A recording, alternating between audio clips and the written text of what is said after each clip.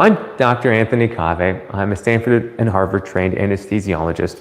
And I use ketamine inside an operating room like this big room here with, the ventilator, the fancy lights. And I also use it in my ketamine infusion clinic to help patients with challenging conditions like anxiety.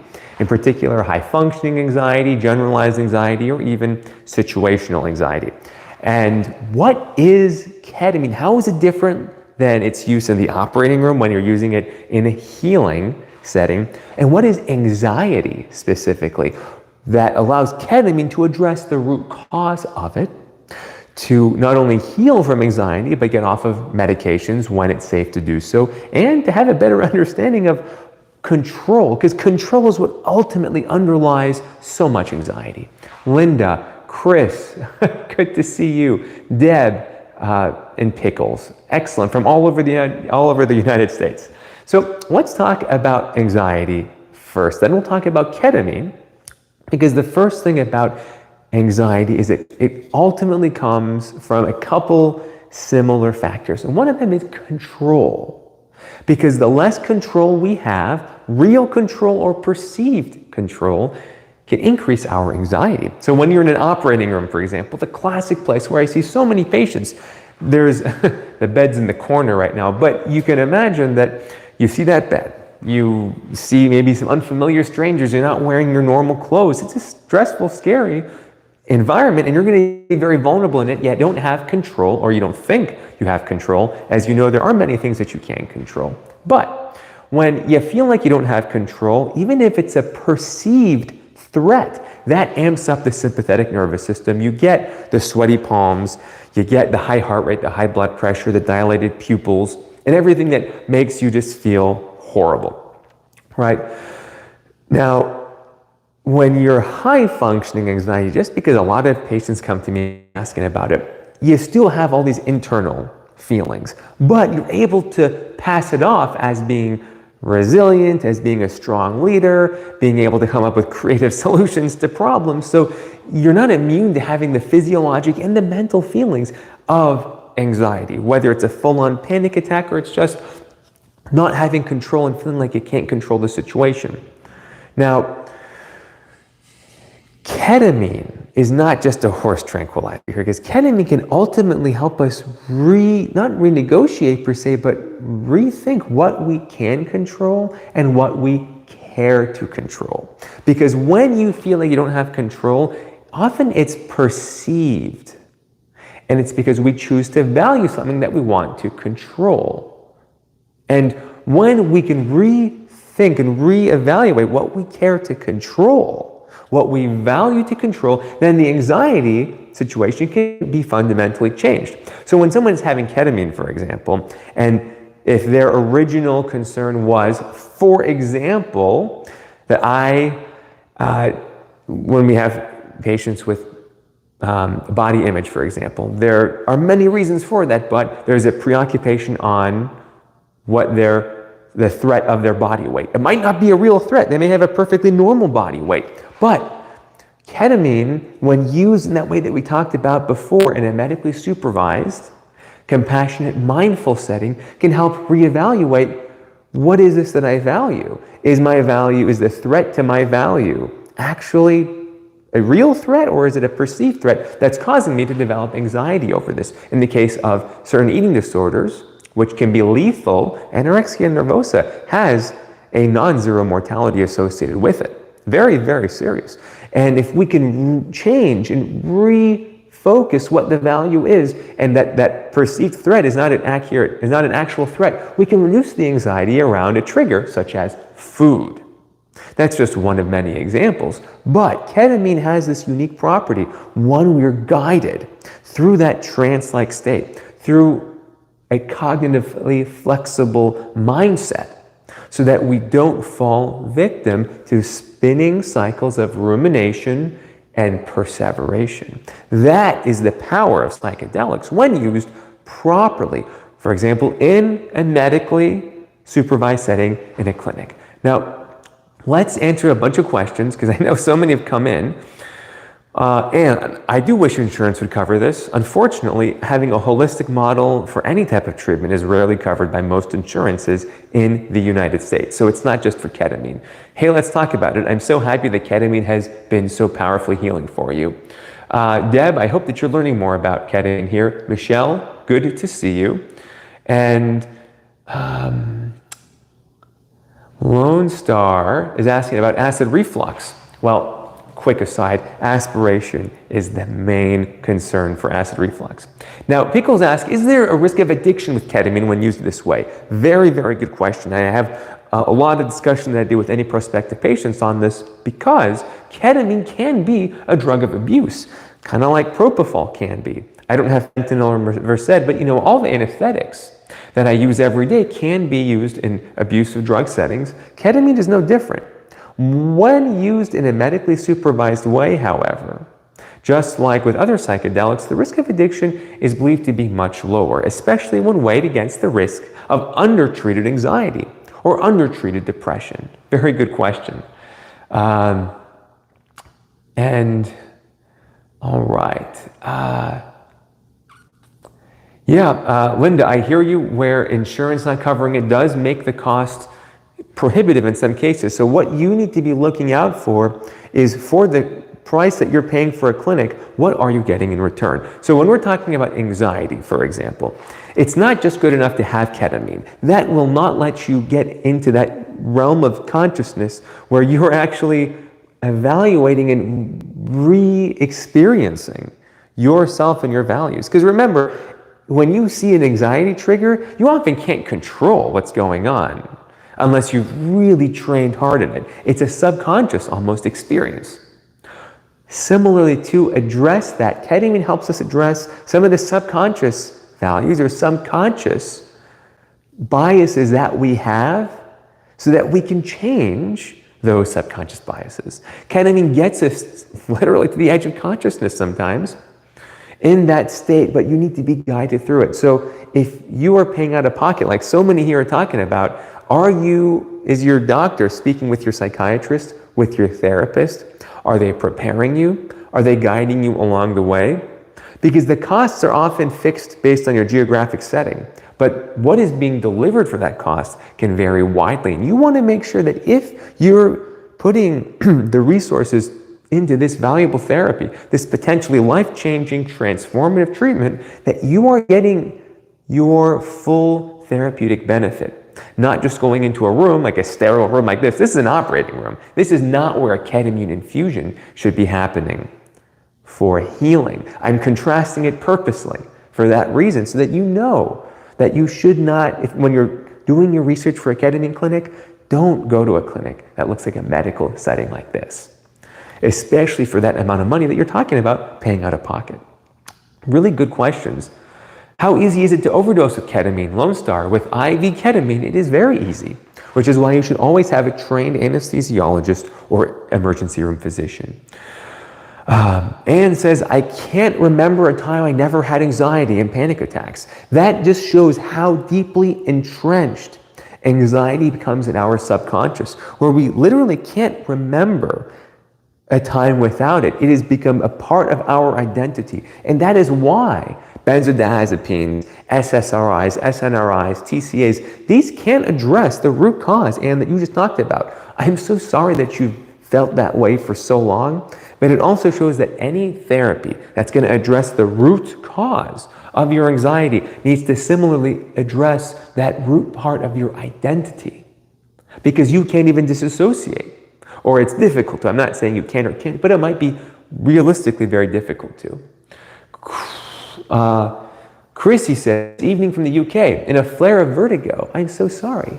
Well, Chrissy, you want to always talk to your doctor if you're having new vertigo, because of the risk that might be from a stroke or from a heart attack. So I hope that you are seeking medical care right now. Anne says, I've been on clonazepam for so many years it doesn't help much. Exactly, because clonazepam, like any benzodiazepine, or like propofol for that matter, does not address the root cause of the identity that the anxiety is entrenched with. All right. Karen says, I didn't know this was a treatment for anxiety. Karen, ketamine in and of itself may not be a good treatment, but it's part of a holistic model that includes the preparation for that experience that helps us open a window of flexibility.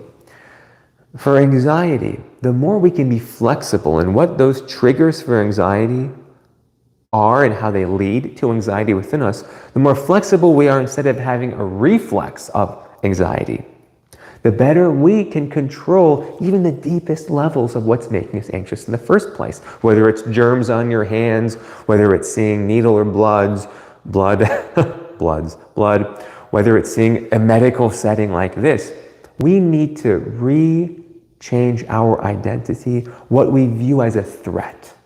If that needle is perceived as a threat, even if it's seen on a TV screen, it can invoke anxiety. It can cause you to pass out, cause a vasovagal response, even though it's a perceived threat. You seeing dirt on your hands, you don't know if there's any actual microbes that might make you sick there. It's a perceived threat that can make you have an obsessive compulsion pattern of washing your hands. If seeing a medical setting that's here to heal you is invoking anxiety, right? Perceived threat, it's about threats. What we view as a threat, what we view our identity as, who's trying to help us, who might be trying to hurt us. This is where we need to address deeper set issues. Chris is asking such a good question. Doc, I have said this before in more ways than one, but by me, the use of ketamine is not being encouraged. I don't know why. Chris, so let's talk about the side effects of ketamine. One is addiction that somebody asked earlier. So we need to have a frank discussion, make sure the risk of substance abuse is not so high that it outweighs the outweighs the benefits of treatment with ketamine. We also need to make sure there are not any heart or lung or kidney complications that might make this unsafe. We also need to make sure that there isn't a history of psychosis, there isn't a history of bipolar disorder where manic episodes might be triggered. It's not really well documented, but it's a theoretical concern. There always, Chris, is a risk and benefit discussion about any therapeutic intervention, whether it's Zoloft, whether it's ketamine, whether it's not doing anything. There's always risk-benefit. If ketamine is not being encouraged in you or anyone else who's listening, ask your doctor why. What are the risks? What are the benefits? And if your doctor can't tell you the risks and benefits, it means that they probably shouldn't be commenting on whether it's an appropriate treatment or not.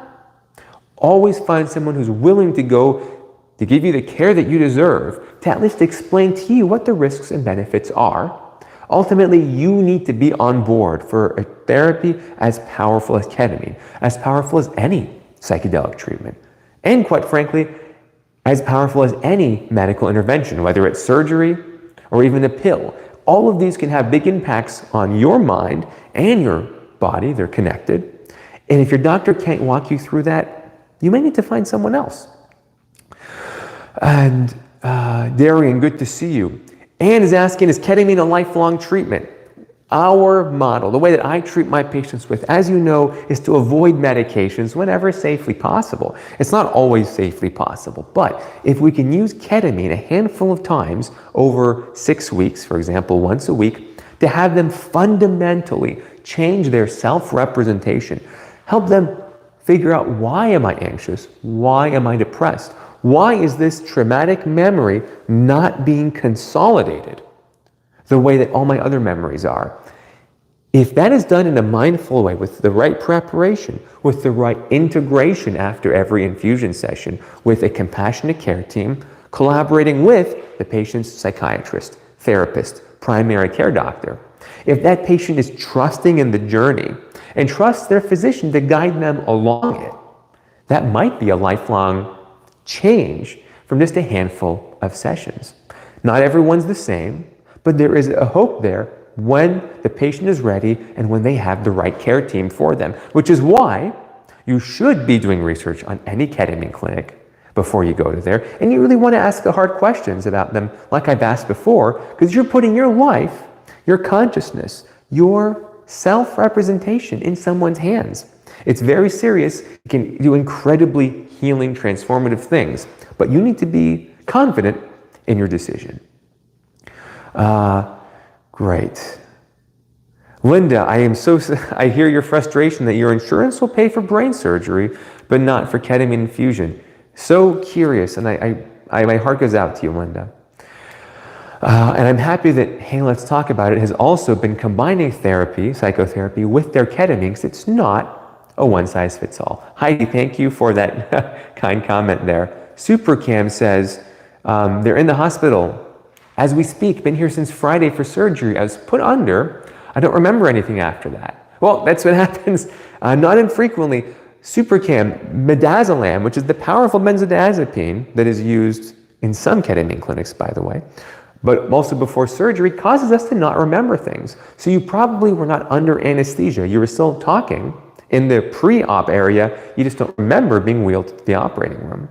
Katya says she has gallbladder surgery soon. Does it matter for the anesthesiologist how long the surgeries go? Absolutely. The longer the surgery, the more anesthesia. And we need to balance the side effects of more anesthesia needed for a longer surgery. Good question.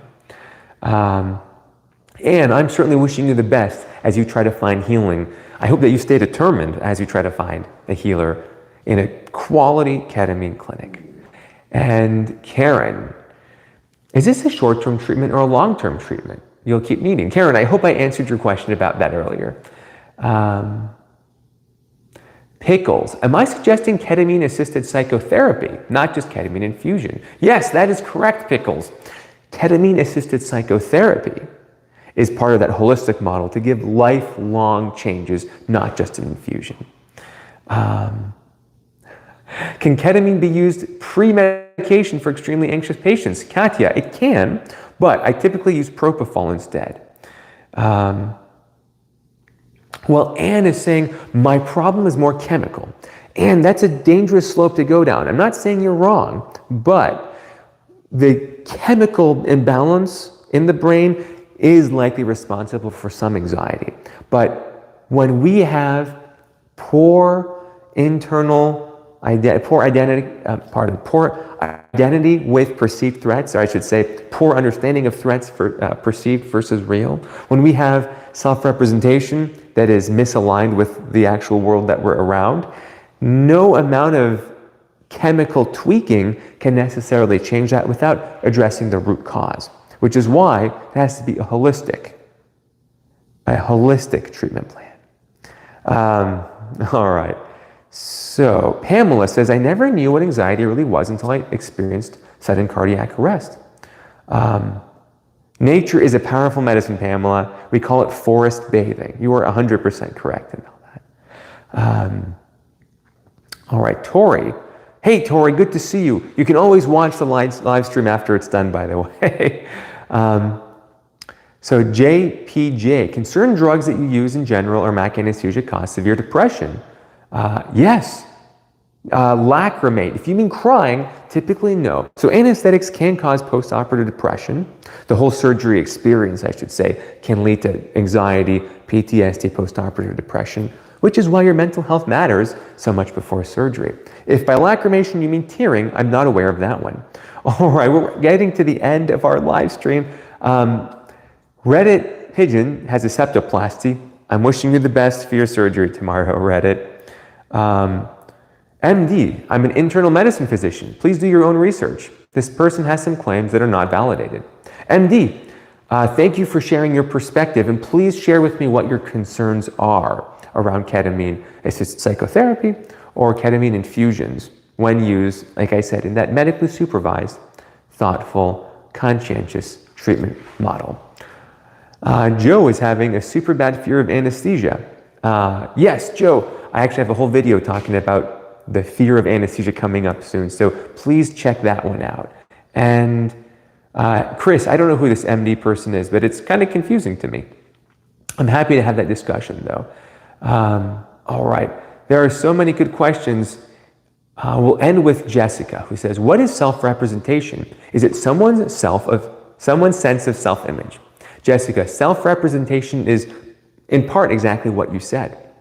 When we view ourselves as not in control, uncertain, unconfident, in fear, doubtful, when we view ourselves threatened by the environment around us. These are all elements of our identity. These are all elements that can lead to certain therapeutic medications, SSRIs, benzos, whatever, working effectively or not working effectively. They can also lead us to have less self-efficacy, less internal locus of control. And the goal with any psychedelic treatment is to better embrace our internal locus of control, whether for anxiety, whether for depression. It's not a silver bullet, but it's part of this treatment of a holistic model of treating oneself or treating patients. The goal is to change our self-representation so we are not in a constant fight or flight state. That is what self-representation refers to. Very good question, Jessica. Thank you for asking that.